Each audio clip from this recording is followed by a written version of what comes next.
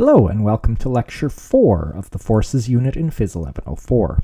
We've been fairly focused on the directions of forces, but now it's time to turn our attention to the magnitudes of forces. How do we measure them and how do we calculate them? Well, we know that the vector sum of forces is the time rate of change of momentum. And I've been writing that as a delta p over delta t, but of course that's an average time rate of change of momentum, and so rather awkwardly I then have to write that it's the average vector sum of the forces. Well, we know what to do with this. We take the limit as our time interval goes to 0, and now we have an instantaneous rate of change of momentum, which is equal to now the instantaneous vector sum of forces. And as usual, if I don't say average, I mean instantaneous, and so I won't usually say instantaneous. That, by definition, is the time derivative of the momentum of the object. And notice that I'm stressing that this is the vector sum of a bunch of forces, all the forces, on one object, and it equals the time rate of change of the momentum of that object. So for some object O being acted upon by forces due to a bunch of different objects, 1, 2, 3, and so on, we can write it in a summation notation like this, which just means that it's some force due to 1 on O plus a force due to 2 on O, and so on. All those subscripts indicating the target are a little awkward, and since they're all the same subscript, I'm going to drop them temporarily. I'll bring them back later to remind you of them because they're important. So we have this rate of change of momentum is the vector sum of forces on the object. And that momentum, of course, is just an inertia times a velocity. And we're going to work with situations where the inertia is constant, so we can pull it out in front of the derivative. Well, we know what a dv by dt is. That's an acceleration, and this is now the form of this equation that you're probably familiar with. I'll often write it this way, and these two forms of the equation have different advantages. The first one is more convenient for calculations, but the second one emphasizes this cause and effect relationship, that the forces are causing the acceleration, but the size of the acceleration that results is inversely proportional to the inertia of the object. And of course, this is all written in terms of vectors. We can write it in components as well.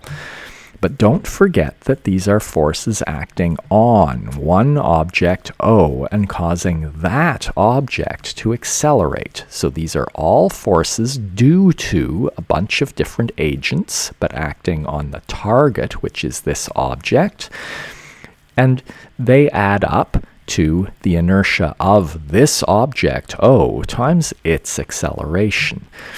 This equation governs the motion of this object O, right? As long as we know the acceleration and the initial velocity and position, we can figure out all the motion subsequently. And so we call this the equation of motion.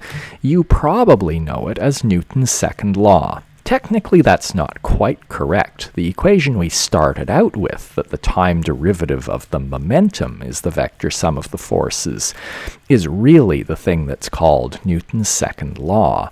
This that we have here is a special case for a constant inertia.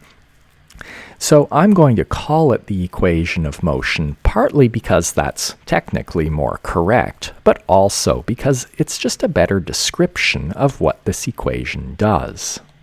Quick unit analysis is in order because we need to know about the units of forces. So we have a sum of forces, which certainly has the units of a force, and that equals an inertia times an acceleration. Well, so on this side, we have an inertia in kilograms times an acceleration in meters per second squared. And that is apparently the units of a force. We define 1 Newton, that is the name of this force, as 1 kilogram meter per second squared. So you can think of it as the force that will cause a 1 kilogram object to accelerate at 1 meter per second squared. So let's start looking at the effects of multiple forces acting on an object. Here's a particularly simple example. There's a cart, it's on a table, it's attached to a string, maybe someone is pulling on the other end of the string, but the end result is that there's some force on the cart due to the string. And so the free body diagram would just look like this. This is a low friction cart, so I haven't included any friction force, and so we just have a perpendicular force due to the table, the usual gravity, and that force due to the string. Now, the vector addition of these has to add up to a vector sum of forces pointing to the right, because that is the direction that the acceleration points. And so the vector sum has to look something like this, so that we get a vector sum that points straight to the right. Writing it out, it looks like this, but what you can see looking at the diagram of the vector sum is that the perpendicular force due to the table and the gravitational force due to the Earth must cancel out. And so I'm just going to drop them out. I'm going to allow them to cancel, and now I have a nice simple situation where I have the force due to the string equaling the inertia times the acceleration. So suppose I knew what the inertia of the cart was, and I could easily measure the acceleration. That allows me to determine the strength of this force that the string is exerting on the cart. The case I just showed you is about as simple as things ever get. So now, to check your understanding, have a look at this situation that's just a little bit more complicated. So here is the same cart. It still has the 2 Newton force acting on it to the right, but now there's another force acting to the left. And the cart is accelerating to the right at 1 meter per second squared. So find the strength of the force that's exerted by the second string.